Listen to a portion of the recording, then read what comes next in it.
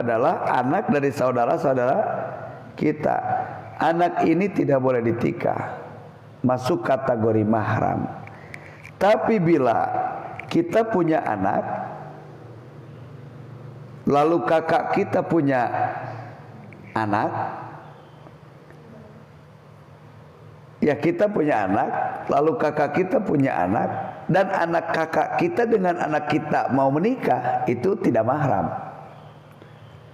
Berarti sifat lancek atau sifat mak, sifat adik.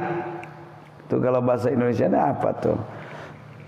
Kita punya saudara, kakak atau adik, lalu kakak kita atau adik kita punya anak, dan kita pun punya anak. Anak kita dengan anak kakak kita menikah, itu boleh. Tapi kalau kita menikah dengan keponakan kita, sepupuan, Masya Allah, terima kasih. Dan sudah sepupuan. Jadi sepupuan itu banyak ilmu nih. Jaki ulah wakadengdek buratinggo ilmu, lurus pandangan anak ke depan. Jadi sepupuan itu goer mahram. Maka orang-orang ini boleh menikah. Anak kita dengan anak sepupu kita, yang itu nisbatnya sepupuan atau sifat adik sifat lancek, itu boleh nikah. Termasuk anak dari anak pungut kita, atau istri dari anak pungut kita. Kalau istri dari anak kita itu jadi mahram, karena tidak ada bekas istri, tidak ada bekas mertua. Yang tidak ada bekas itu 3. Pertama, mawaladak, orang yang melahirkan itu tidak akan menjadi bekas orang tua. Seumur, mau dia seideologi ataupun tidak, dia statusnya tetap orang tua, bukan bekas orang tua. Kedua, man alamak, orang yang memberikan ilmu. Seorang guru terhadap murid tidak ada istilah bekas murid, bekas guru. Selamanya itu menjadi murid dan guru. Dan yang ketiga, manjawajak, orang yang menikahkan mertua kita. Nah, itu menjadi tidak ada bekas. Adapun kalau kita pungut seorang anak dan anak ini menjadi dewasa, lalu kita jatuh cinta dengan anak ini, sah kita tikah. Atau anak ini menikah dengan orang lain dan dia bercerai, lalu kita nikah kepada anak dari anak pungut kita, itu pun sah. Dan itulah yang terjadi pada baginda Rasulullah Sallallahu Alaihi Wasallam tatkala beliau menikah dengan Siti Zainab binti Jahsin. Wa ma ja'ala adiyaakum abnaakum, siapapun orang yang kau anggap dia menjadi anakmu dan dia bukan anakmu, gitu, itu disebutnya anak pungut. Tatkala anak ini bercerai dengan pasangan hidupnya, maka pasangan itu bisa ditikah, dan itu adalah istri dari Sayyidina Zaid bin Harisah, yaitu Zainab binti Jahsin, yang ditikah baginda Rasulullah Sallallahu Alaihi Wasallam. Itu tidak ada masalah di sana. Nah, cuman karena memang Rasul banyak musuhnya. Nah, ini yang perlu kita pahami, bahwa Rasul itu jelas rahmatan lil alamin, dan Rasul itu jelas orang yang paling berakhlak, dan jelas Rasul itu adalah orang yang paling santun. Tapi kalau bicara musuh, tergantung rasa. Seorang Rasul justru musuhnya banyak. Karena Rasul ini menegakkan kebenaran, siapapun orang yang menentang kebenaran, dia akan menjadi musuh Nabi. Jadi kita tidak bisa mengukur seseorang jelek itu karena banyak musuh. Tergantung apa yang dimusuhi orang lain. Gitu, paham? Bila mana Rasul di Mekah sampai terusir, bukan Rasul itu salah. Yang salah itu orang Mekah yang tidak terbuka hatinya mendapatkan hidayah. Karena kebetulan baginda Nabi besar Muhammad sallallahu alaihi wasallam diutus di kota Mekah itu membawa kalimat tauhid, tidak menyekutukan Allah tapi mengesahkan Allah di tengah-tengah umat yang kebetulan mereka itu penyembah berhala di luar Allah. Ya pantas kalau terjadi benturan. Orang yang menyembah berhala mereka tidak menerima. Akhirnya yang tadinya Rasul dipuji dan dipuja, dengan hal itu akhirnya Nabi terusir langsung dari kota Mekah. Ujung-ujungnya Nabi terusir. Siapa bilang Nabi tidak punya musuh? Banyak. Nabi Musa musuhnya Fir'aun, betul. Dan baginda Rasulullah SAW musuhnya banyak. Ada Abu Jahal, ada Abu Lahab, dan tokoh-tokoh Yahudi Nasrani. Jadi jelek dan baiknya seseorang tergantung siapa musuh orang tersebut. Kalau ada seorang punya musuh setan, berarti dia orang. Kalau ada seseorang menjadi musuh setan, orang baik, orang jelek? Orang baik. Tapi kalau menjadi orang musuh malaikat, orang jelek. Jadi musuh itu tergantung. Kita tidak bisa di-justice menjadi jelek ataupun baik, karena kita punya musuh, tergantung musuh kita itu siapa. Makanya bagi kita sekalian, sahabat semuanya, khusus para santri, jangan bangga kalau kita menjadi sahabat orang kafir. Berarti siapa sahabat kita dan siapa musuh kita, benar nggak? Kita bersatu dengan orang-orang kafir Harabi. Kalau kafir dimi itu Rasul pun menghormati loh. Dan tidak diharamkan kita bergabung bersaudara dengan mereka dalam artian dalam urusan duniawi. Seperti berniaga, seperti bertukar ilmu, itu boleh dengan kafir dimi. Bahkan Rasul menjamin siapapun orang yang memusuhi kaum dimi, mereka tidak termasuk dari kelompok umat kami. Tapi ketika seorang kafir menyerang Islam, menghinakan Islam, mengkerdilkan Islam, melecehkan agama Islam, tidak ada pandang bulu, dia harus menjadi musuh kita.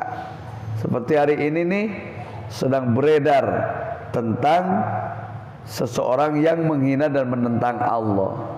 Urusannya bukan Allah butuh pertolongan kita, urusannya bukan Allah butuh bantuan kita, tapi seorang hamba Allah, dia tidak pantas berdiam diri ketika Allah itu dihina. Persis seperti kita membela seorang guru.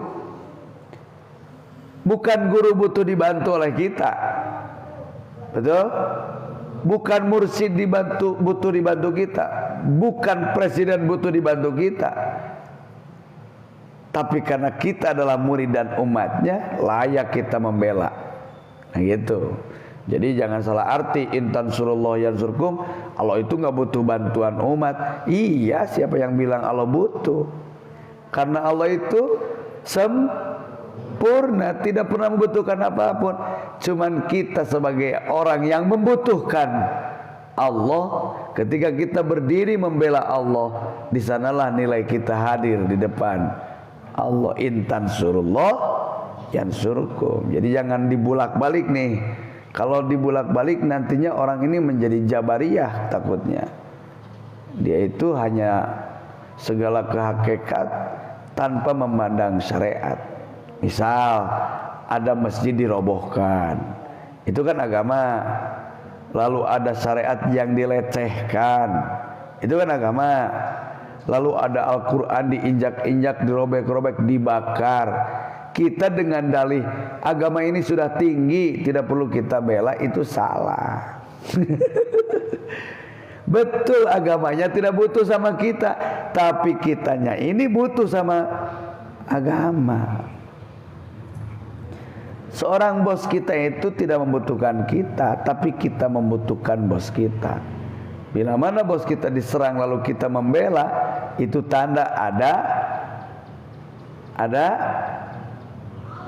Kalau bos kita diserang lalu kita membela, berarti ciri kita ada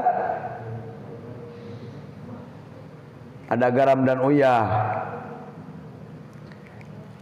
Berarti orang teh aya naon? Kata. Kok bingung? Kalau kita diam-diam aja tak peduli, mana mungkin kita disebut orang dekat? Ibu kita, ayah kita dihina orang, kita merasa terhina. Wajar karena kita seorang anak. Mau atau tidak orang tua kita dibela, kita sebagai anak wajib membela. Negara kita ini diserang penjajah, kita sebagai rakyatnya wajib membela. Nah, karena arah-arah inilah, ketentuan-ketentuan inilah nyambung di ayat ke-6. Jadi bagi seorang mukmin tidak ada yang lebih penting, tidak ada yang lebih urgen kecuali urusan Rasul. An-nabiyyu aula bil mu'minina min anfusihim. Nabi itu lebih istimewa untuk didahulukan daripada jiwa-jiwa seorang muslim sendiri. Nah, ini yang digembor-gemborkan kaum kafir dan musyrik itu. Untuk apa terus membela Nabi? Kan Nabi itu sudah dibela Allah, gitu kan? Untuk apa membela Muhammad? Kan Muhammad itu kekasih Allah. Gitu kata mereka orang Yahudi, kata mereka orang Nasrani, dan kata mereka orang-orang musyrik termasuk munafikin. Begitu isu ini masuk dan terdengar oleh telinga dan disimpan di dalam pikiran dan hati seorang mukmin yang lemah, lambat laun dia pikirkan, iya ya, kan gitu. Kan sahabat terus membacking Nabi. Lalu muncul rumor ini. Untuk apa mati-matian bela Rasul? Kan katanya Rasul itu kekasih Allah. Katanya Rasul itu Nabi Allah. Katanya Rasul itu dicintai Allah. Katanya Rasul itu dijaga oleh Allah. Lalu apa fungsi kalian membela Rasul? Nah, ini kalau sepintas jika benar kan? Cek siapa liwat benar tuh. Sepintas kita mendengar ini, bisa jadi hati kita membenarkan. Iya ya, al-Islam ya'lu, Islam itu tinggi, wala yu'la alai, dan tidak ada yang mengalahkan ketinggian Islam. Jadi kita jangan repot-repot membela agama, karena tidak kita bela pun agama ini tinggi. Betul? Nah iya, kalau memang kita lihatnya ke sono bukan ke sini, begitu. Lihat ke sono tidak lihat ke sini, benar. Tapi kalau kita melihat siapa yang membutuhkan dan siapa yang akan beramal, kita kan, bagi kita seorang mukmin, Nabi itu segala-galanya. Itu. Nabi itu segala-galanya. Bagi para sahabat wajib Nabi itu segala-galanya. Bagi kita seorang mukmin wajib Nabi itu segala-galanya. Artinya bila mana perintah Rasul jatuh ke seorang mukmin dan dia pun punya keinginan, maka keinginan dia harus hilang untuk membela perintah Nabi. Jangankan hanya keinginan, jangankan hanya waktu dan tenaga, nyawa para sahabat siap mereka berikan kepada Rasulullah sallallahu alaihi wasallam. Kok segitunya? Karena memang perintah Al-Quran nabi bagi seorang mukmin, rasul bagi seorang mukmin adalah galanya. Gitu.